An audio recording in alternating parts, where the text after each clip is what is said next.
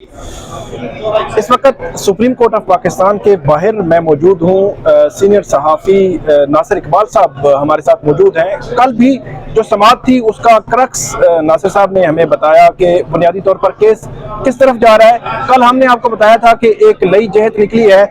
یہ کیس میں پہلے بتا دوں آپ کو کہ یہ کیس ہے پنجاب اور خیبر پختونخوا اسمبلی میں 90 روز میں الیکشن کرانے یا اس میں تاخیر سے متعلق جو از خود نوٹس ہے اس کی سماعت ہو رہی ہے. 9 ممبر کا یہ لارجر بینچ ہے چیف جسٹس کی سربراہی میں وہ سماعت کر رہا ہے.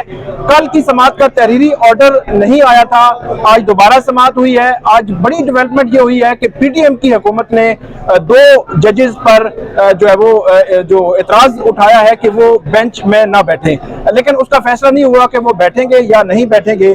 ناصر صاحب سے ہم پوچھیں گے کہ کل ایک نئی جہت آئی تھی, آج ایک نئی جہت سے آگے ایک نئی جہت جو ہے وہ نکل آئی ہے. اسی پہ سب سے پہلے جو ہے وہ ہم بات کریں گے. آج چیف جسٹس نے یہ کہا ہے کہ ہم 184(3) کی جو مینٹینیبلٹی ہے پہلے اس کو ڈیسائیڈ کریں گے پھر آگے بڑھیں گے. یہ کیا اس کا مطلب ہم کیا لیں؟ بیسیکلی جو پی ڈی ایم کی طرف سے تقریباً ایک جوائنٹ سٹیٹمنٹ آئی ہے نا جو فاروق نائک نے پڑھی تھی, جس پہ انہوں نے اعتراض اٹھایا ہے 2 ججز پہ, جسٹس اعجاز الاحسن پہ اور جسٹس مظاہر علی اکبر نقوی صاحب کے اوپر کہ وہ بینچ میں نہ بیٹھیں, کیونکہ یہ ان کا خیال ہے اور یہ انہوں نے ریڈ بھی کی, انہوں نے پڑھ کے بھی سنایا ہے ان کا آرڈر جس پہ سوموٹو کے لیے ریکویسٹ بھیجی. وہ کہتے ہیں کہ انہوں نے اپنا ذہن چونکہ ثابت کر دیا, بتا دیا ہے, اپنا مائنڈ بتا دیا ہے کہ وہ ڈسکلوز کر دیا, تو ان کو اس پہ نہیں بیٹھنا چاہیے.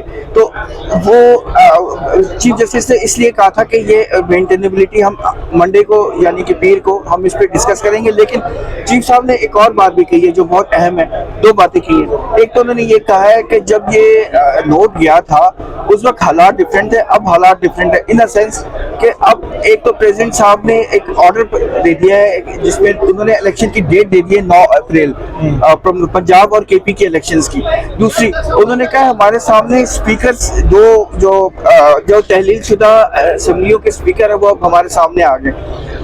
تیسرا جو چیف جسٹس صاحب نے ایک بہت اہم بات کی ہے, وہ یہ کہہ رہے ہیں کہ ہمارے پاس عموماً سٹیزن یعنی عوام ہمارے پاس آتی ہے اپنی پٹیشنیں لے کے, لیکن اس دفعہ آئین ہمارے سامنے خود آیا ہے اور اس نے دروازہ کھٹکھٹایا ہے.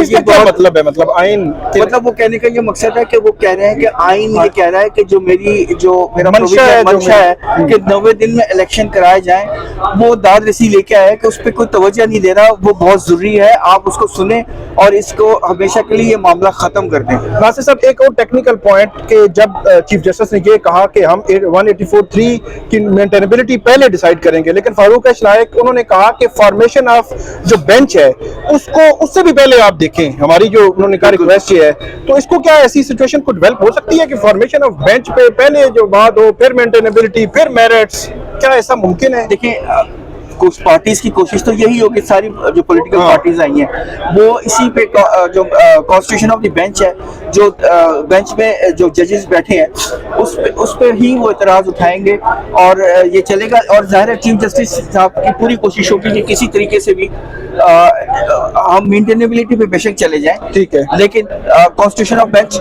ایک طرح سے انہوں نے آج بھی اگنور کیا, لیکن وہ منڈے کو بھی اس پہ بات ہوگی.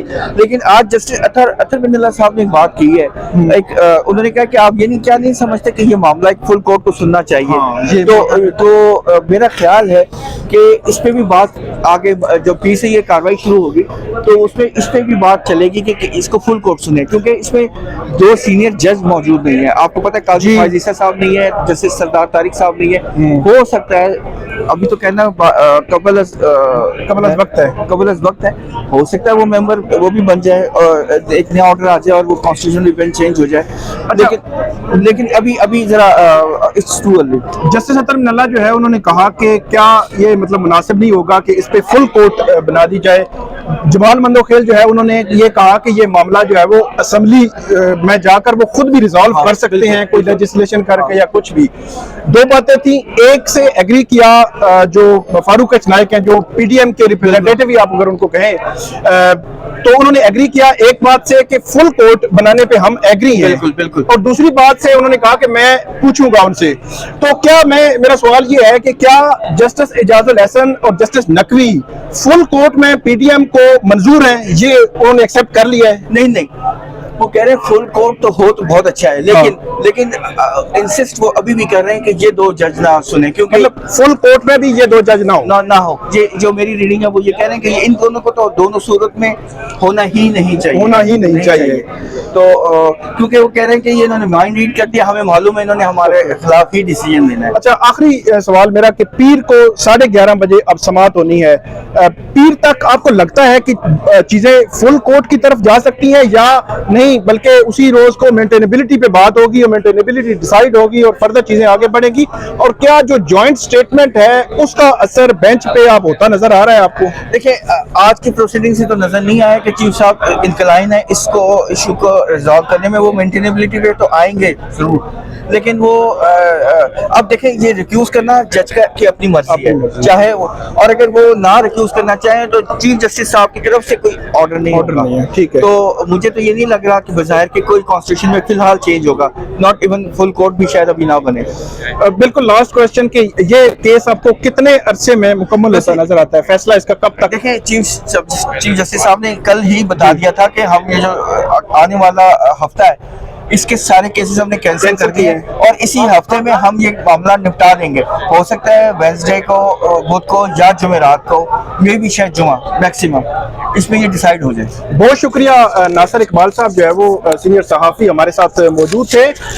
آج کی جو سماعت تھی اس میں جیسے ہی جو ہے وہ سماعت شروع ہوئی تو شروع میں ہی جو وکیل ہیں پاکستان پیپلز پارٹی کے فاروق ایچ نائک، منصور امان جو ہے وہ نون لیگ کی طرف سے نمائندگی کر رہے تھے. اس کے علاوہ جو دیگر جو وکلا ہیں پولیٹیکل پارٹیز کے وہ بھی موجود تھے. فاروق ایچ نائک نے ایک جوائنٹ سٹیٹمنٹ پڑھا کہ 2 ججز پر ان کو اعتراض ہے، وہ بینچ پر نہ بیٹھیں. یہ آج کا کرکس تھا. اور اس کے علاوہ جسٹس اطہر من اللہ انہوں نے فل کورٹ بنانے کے حوالے سے بات کی. لیکن امپورٹنٹ یہ بھی ہے کہ جسٹس جمال مندوخیل نے جو کہا کہ یہ معاملہ اسمبلی میں ریزالو ہو سکتا ہے یا اسمبلی میں لے جا سکتی ہے، جو گورنمنٹ ہے وہ اسمبلی میں لے جا کر اس کا حل جو ہے وہ نکال سکتی ہے.